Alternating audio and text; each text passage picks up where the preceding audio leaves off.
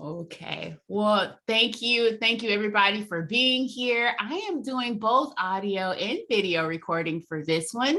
And I have a special guest with me, and I'm just going to call it the meeting of the Chris's. Okay. Yay. I was going to say we both have the same first name. Yes. So I'm LPC Chris, and I have with me a very special guest, someone that we have been kind of chasing each other over the past few months because the schedule has been busy. And so I'm glad that we're able to sit down and meet with each other today. So introduce yourself to the hashtag Get Naked Therapist audience. Hey everyone, my name's Chris McDonald, and I'm a licensed therapist outside of Raleigh, North Carolina. And I'm a licensed clinical mental health counselor supervisor. It's a really long name now, or credentials. So I also do clinical supervision. Oh, nice. Yes. That is something that hey, we need a lot of Absolutely. clinical supervisors. So talk to me a little bit about your holistic approach, because I know you have a podcast and we'll get to some of that information. So tell us a little bit about your holistic approach and how people are responding to that. Okay. So holistic approach from private practice, you mean? Yes. Okay. So the second part that I didn't talk about yet was that I am a holistic therapist in my private practice, not just for my podcast. So I started years ago using breath work and kind of morphed from there to learn all these different modalities.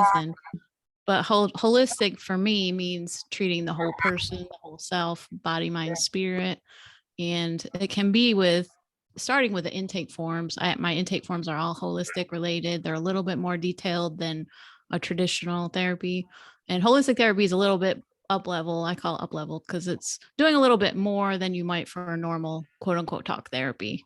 Not there's anything wrong with talk therapy, but to me, it's like bonus. It's like you get these additional healing modalities, and it can come in many different forms. Like even teaching breath work, guess what? You're doing something holistic. If you're teaching breath work, you're doing mindfulness, that's holistic, right? So we're looking at all these different ways to bring that in. My private practice, though, I work with young adults who are in transition. A lot of them are trying to experience quote unquote adulting and trying to make transitions to the working world, or some are in college, or, just starting college and struggling with that. So my favorite peeps are like the 18 to 30-year-olds who really have a hard time trying to get independent and figuring out how to balance their lives. And many deal with anxiety, depression, trauma, grief. I see a lot with that as well. But yeah, as far as people responding, not everybody comes to me because I'm holistic. So, people get referred for all different reasons, and I make sure that's clear up front that this is who I am. But I have a few people that they don't want to do any of the holistic things, which is totally fine. It's their treatment journey. So, I just meet them where they're at. I might say, hey, do you want to try something today? just if you're open. If not, that's cool.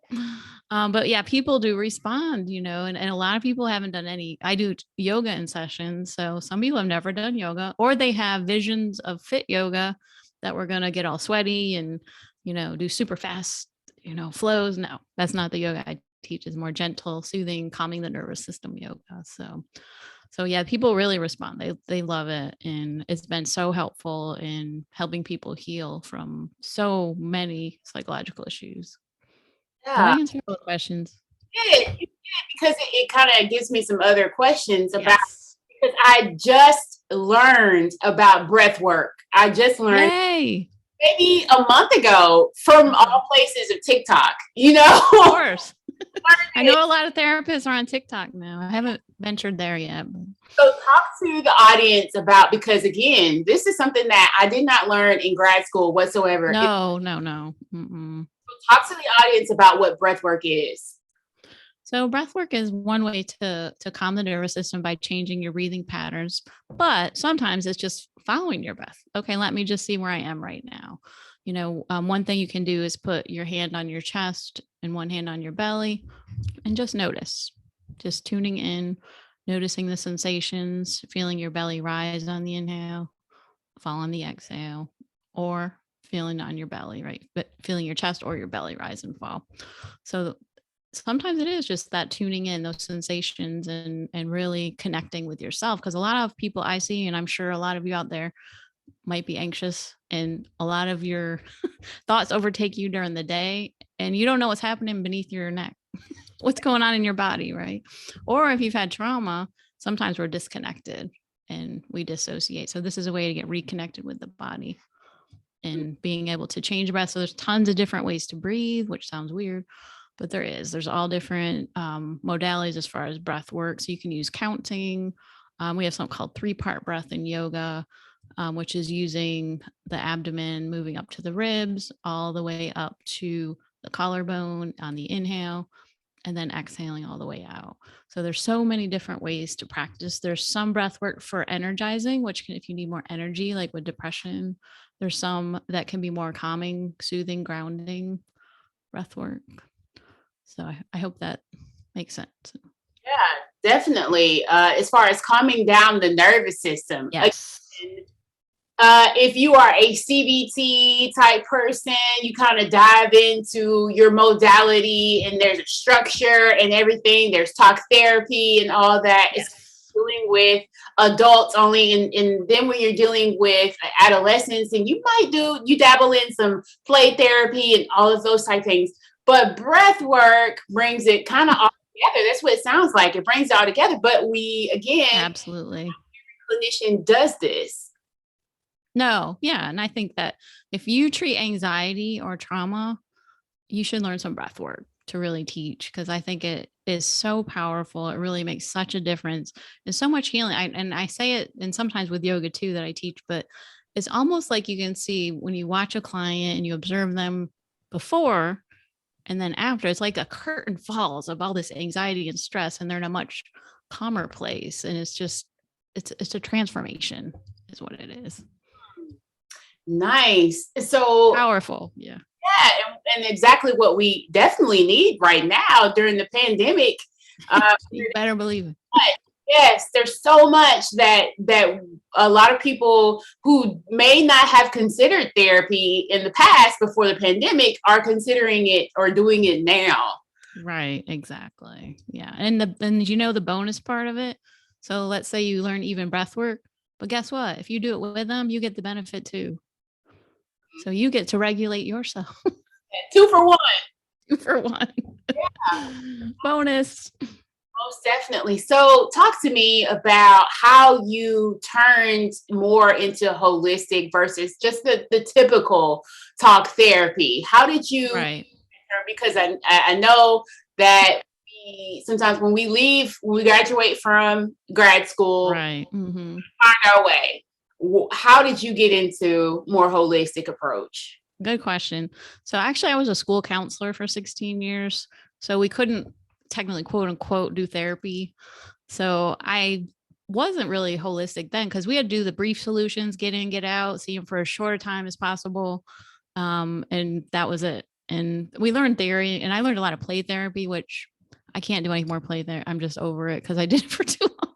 So 16 years of that, I'm just like, but I just always have felt like I always want to treat more of the whole person. I don't know where that comes from. Just a part of me just always related to that, and started with the breath. I had learned some breathing a long time ago and I remember teaching high school students when I worked in high school as a school counselor, and just kind of grew from there and found a yoga training online that was just for chair yoga, teaching clients. I was like, oh my God, this is awesome. Let me just try to do that. And I just kept finding more trainings and experiences and increasing my learning, personal practice and meditation. So it evolved from there. Yeah, that sounds really good. And I wasn't technically a school counselor, but I worked in the schools through a contract agency in Virginia. Oh, okay. Yeah, I can kind of, empathize with some of that school counselor things, and I did more therapy. Props to the school counselors. Yes, sometimes school counselors are not able to do as much therapy as they want to do. Right. And I pushed it as much as I could. Well, especially when I needed hours for licensure. But I was like, I'm going to see this kid again and again, and for longer than they want us to. Longer than because you will have these schedules because they have math at this time. You can't take them out of specials at that time. So right. Yeah. Oh yeah. It's a juggling act for that job for sure. Mm-hmm. So 10 years of being a school counselor and then launched off into your private practice? Well, I did agency work in between that for a few years, and then kind of built my practice from there. So, Mhm. So yeah. with you and being a supervisor, because Yes. I can tell you right now that supervision was not the best supervision that I've had. Oh, I hate that. Ugh. It didn't always prepare me. I can say I had great supervision while in grad school, but after grad school, some of that supervision was more on my own, more trying to figure it out, trial and error, and That's hard. Ugh, learning from my peers. That was the biggest thing. I'm glad I had absolutely. peers that have supervised me, so to speak. But now that you are a supervisor, what are some of your goals with your supervisees?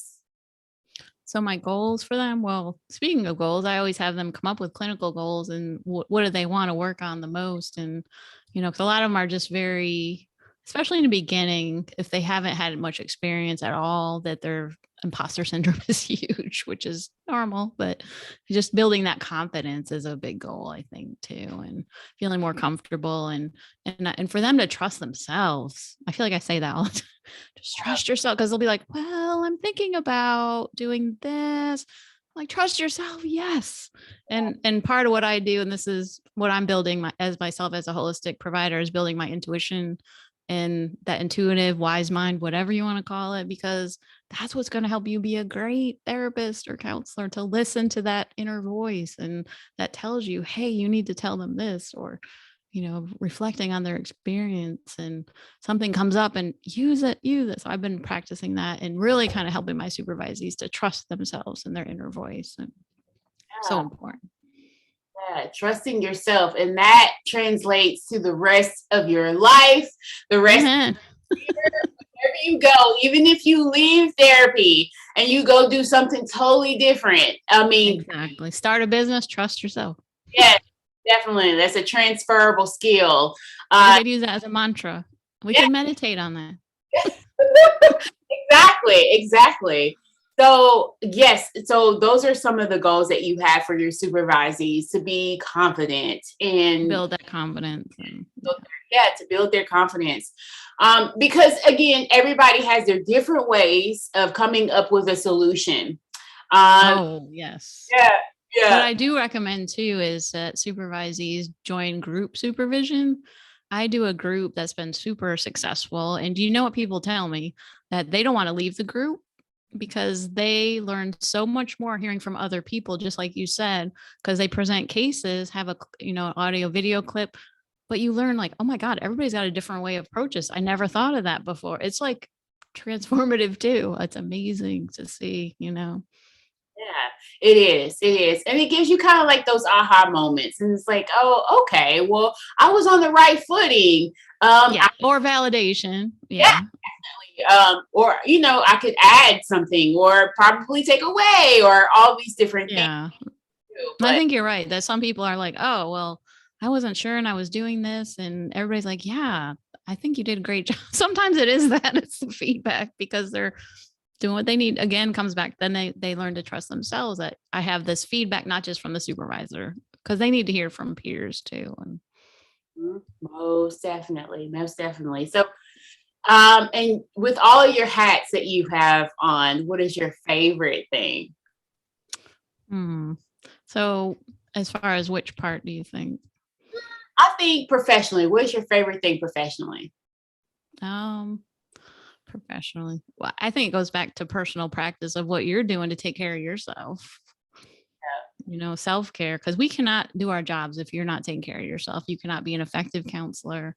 It's going to come across to clients. Your energy is everything is energy.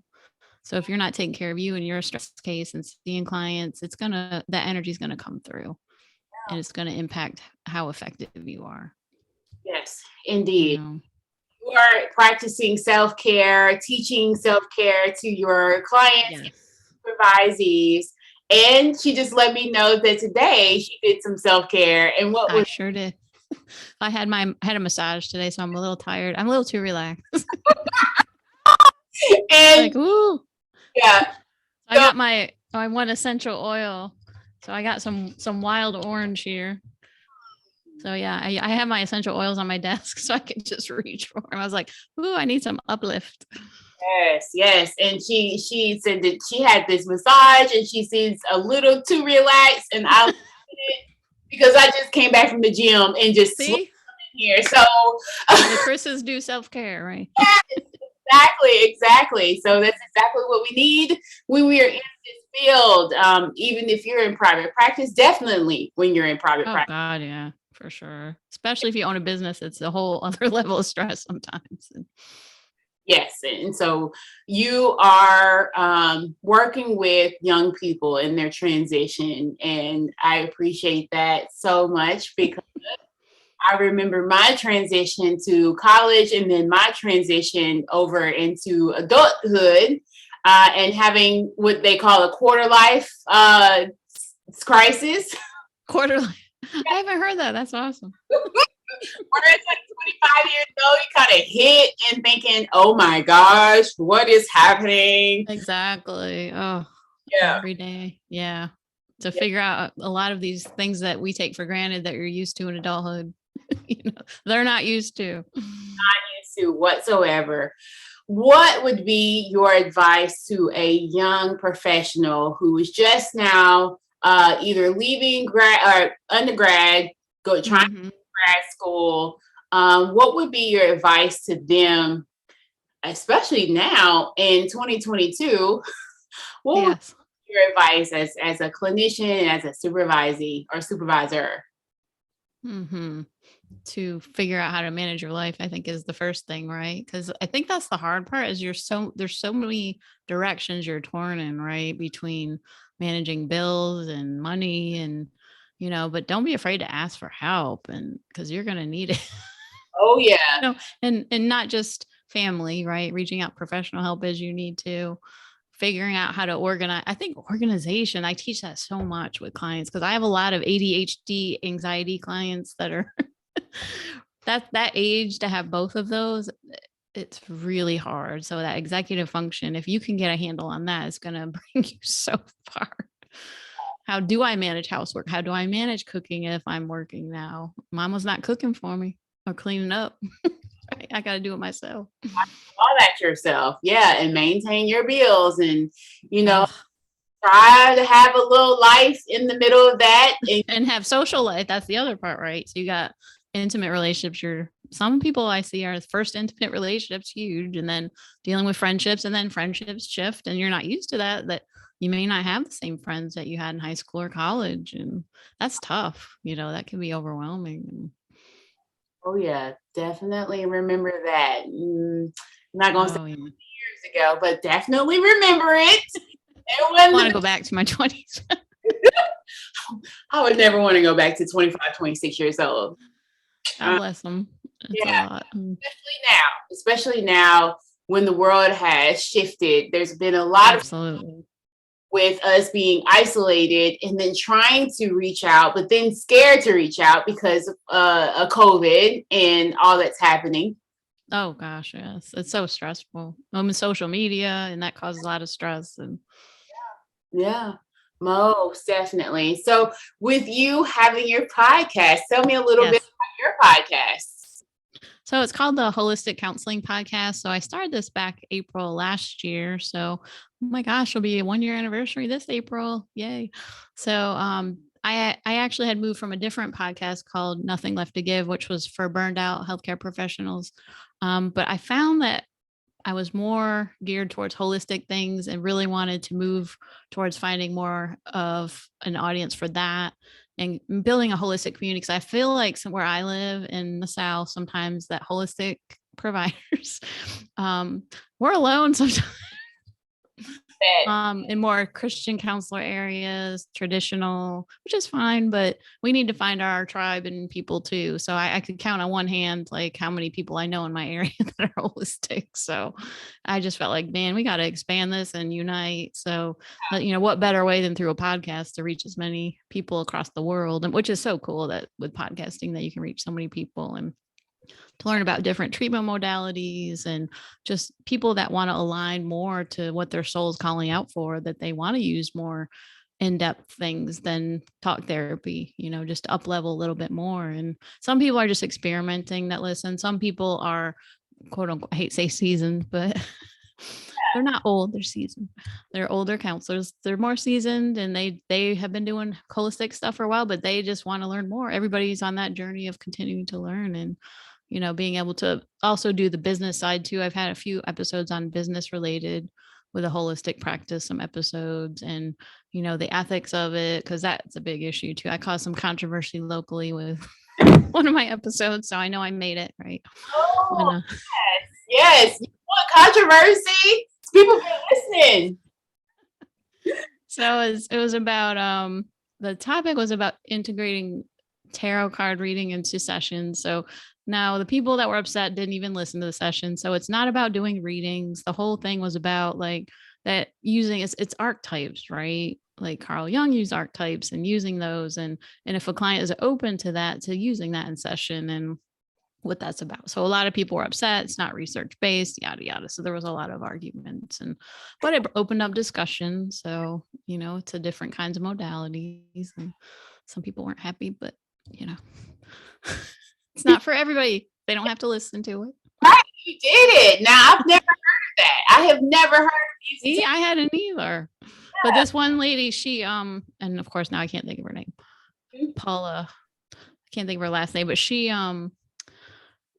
she has a whole course for therapists that she was starting to how to integrate this. And she knew, and I sent her an email. I was like, I'm so sorry. Some people were upset. She's like, I knew they would be. But think about it in history. Anytime you introduce something new that people are gonna like, what? You can't do that. Or holistic counseling in general.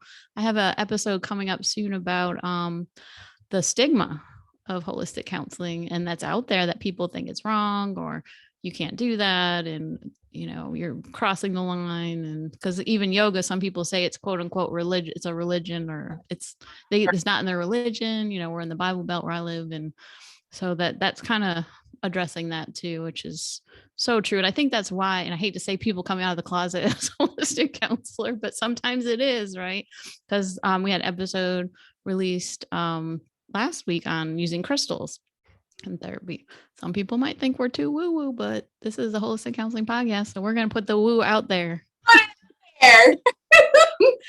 You got to introduce all that stuff if you are holistic. Yes. Oh, we're bringing it all on. So, but yeah, it's just and to unite people too with, I have a Facebook community, the holistic counseling and self-care group that people are awesome in there and help each other out. And, just a supportive place that's drama free and talk about holistic stuff where you don't feel like judged. Because if you talk about crystals in some places, they're going to be like, oh, that's stupid. And that's just a joke. And so people can be a more authentic in their true holistic self and be able to learn new things from each other. And learn from each other. Yes, indeed. Indeed. So I like that.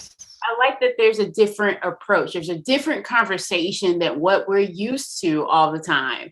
Because we know what we're used Absolutely. to. We have webinars and we have this modality and all of that stuff. But when you kind of throw in some other stuff, it's like, ping, let's see how people respond to that. Yeah. And it's about healing, right? What can we do to reach more people? Because there's some clients jump right in. They'll tell me they're talking to angels, they're jumping in with all this holistic stuff. And I'll listen to that. I don't mind. As a therapist, I'm holistic. So if they want to talk about spiritual stuff, let's go there. And what do you believe? And I don't push it on them. But if they want to talk about it, bring it on, if that's going to help with healing. And yeah.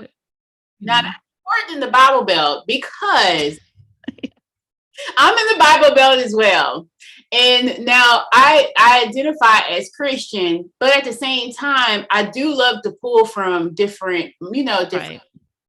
Now, which a lot of people don't like that either. But I know. But at the same time, I am also a client too because I have a therapist. Right. And this is a lot for clients out here too, but I'm always talking to my therapist and I'm concerned that she would judge me too. Oh, I've had that too. Yeah. I've gone to therapy. I'm concerned And it's so weird because I know. I feel like I always got to preface it, but like, I don't know what you believe, but Yeah. I past life regression. Right. And I'm thinking, I'm talking to a therapist. So, I mean, we all have the same life. And I'm a therapist. So I'm thinking, okay, I'm accepting of what people give me. I do not judge you for that. Right. If I have in the past, I apologize. I apologize. I hope I don't. Yeah. You grow as you get older, but exactly. It's different, isn't it? but there's always this fear of, doing something different than what the norm is doing in your area. If you're in the Bible Belt, y'all know what I mean. So Yes. yeah. So it's good to be able to present that to people in your area, even though you have this controversy and all this, but to present that for clients to be able to come see you. Mm-hmm. Yes. And you don't have to name yourself a holistic counselor if you don't want to. I identify as that, but that's me, mind, body, spirit. That's who I am. That's what I do in my private practice, and I do it in my personal practice. So that's who I am to the soul, to my core. But maybe you just do parts. That's all right too. There's no rule or law that you have to totally jump in either. Mm-hmm. And so what would you say is a myth that you have to bust for people who out there who don't know what you're about and what this is all about? That's only for certain people, but I think it can be for everybody. There's so many. And if you look at my podcast page, I mean, there's so many different kinds of topics. There are so much I'm learning from the guests I have, because I'm like, I've never heard of this, but I'm doing traditional things too. We had, I think it's called ERP. Is that the name of it? For OCD treatment. I mean, I hadn't heard of this. So there's some traditional things we're talking about too, because that's integrative too, isn't it? Holistic. We're looking at everything on the podcast as far as what we can learn and these modalities you might not ever come across. So I think just knowing that there's something for everyone in this, and maybe you pick one thing, that's cool, but learning on your own, just experiment, be open-minded, and just see what happens. Mm-hmm, mm-hmm. Yes. So if you were to give me a success story, without going into too much confidentiality and all that stuff, if you were to give me a really good one for a holistic approach, what would that be? What story would that be? So would that be like a client that does well, or a client or a supervisee? Okay. Yeah, my supervisees aren't always into my holistic stuff, so, so I won't go there. Kind of like, you do what? No. Right. I think new people, sometimes if you're new to like the holistic thing, might be a bit much, which is, I totally get it. So that could be later in career. But anyway, let me see, what would be a good story? I've had a lot of people that do come to me, like I said, that are open minded. Oh, the one girl that did come to me many years ago, and I don't know, other therapists had this happen where she was hearing voices, and she had been told that she was schizophrenic, and I did a full assessment, and this is serious, right? But then I talked to her, I was like, do you see things? And she did, but she saw spirits. Mm-hmm. She heard people from the other side. Now I know we're getting out there with this, but I told her, I go, you're not crazy. And she just broke down, and it was just so impactful, because I was the only therapist to not just label her. And I mean, she didn't have any other signs of schizophrenia or anything else. And just that validation of that was powerful. I'll never forget that. Just something, just that, to allow that safe space for her. Because I think that's the other thing. A lot of times clients are scared to bring up some of these things to us. They're like, I don't know what you believe, but they're afraid, of course, and then they're also afraid that they'll be committed. Yes. That people will call them crazy and then give medicine and all that other stuff, and go down that whole rabbit hole, right? But I've had other people too that introducing essential oils or some yoga, and the people that follow through, the clients that follow through and use it regularly, consistently, they make amazing changes. It is just so powerful to see that they're changing their nervous system. I know I have one client recently who he was maybe too much. Some people go too overboard, but I mean, he was doing meditating every day and doing his yoga. But I mean, the growth that he was making in the few months I saw him, it was just phenomenal. And I don't think we would not have gotten, and we did brain spotting too. I also do brain spotting. So combine that with everything else. But I don't think we would have gotten that far with just talk therapy that quick, That fast. Yeah. Yeah. So there's other things available to our clients and to ourselves for us to learn and to dive in, especially now that we are in the climate that we're in. So we need all the tools we can get. Being open to different modalities. It's not to say that you're changing everything that we do in this field, but no. Extra tool to add to our toolboxes as therapists and social workers helping professionals out there. Absolutely. Yes. Something for everybody. Yeah. So how do people get in contact with you? Well, they can go to my holisticcounselingpodcast.com is where you'll find the website for that. I also have a free email course. It's a 9-part email course if you're interested about becoming a holistic counselor. So you're welcome to sign up there. It's right on the website and check that out. It's free. So you can get a little bit more background on law. I talk about legal ethics involved with holistic counseling, different modalities, how to up-level your practice. You can also, for my private practice, it's pathtohopecounseling.com as well. It's another way to reach me through there. So I have a contact page on there.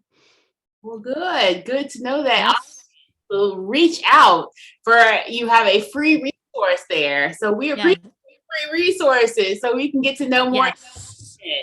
And it's not an email, quote unquote, list like the traditional, because it's an email course is what we call it. Because you actually have a lesson and there's like a little video in part of it. And so you're learning some things too. So yes. And I have a book too, Self-Care for the Counselor. It's on Amazon. So yes, I love self-care. Yes. My other part. But it's actually a holistic guide too. That's why I had written that in 2017. So. Well, all right. So when this comes out in a few weeks, that I will provide all of that in the session notes. I call them sessions instead of episodes. Oh, I like it. Notes for you all to be able to find on Amazon and to find the podcast as well as her website. So you can learn more information about the holistic approach if you are curious about some things, if you're, just trying to see how you can dive in and add extra tools to your toolbox. This would be excellent for you. Absolutely. Thank you for that. Yes, I thank you for being here on the podcast on this. I don't know if you have snow outside, but I have a little bit of. Okay. It didn't really hit where I am. Okay, yeah, because we were supposed to have Snowmageddon, and it didn't happen. Yeah, we were supposed to too. Yeah, it didn't happen the way they wanted it, or said it was going to, which I'm glad. But me too. Yeah, so I appreciate you for being here on this holiday off. It's MLK Day here. Thanks for having me. Yes. So we will talk soon. Excellent. Take care.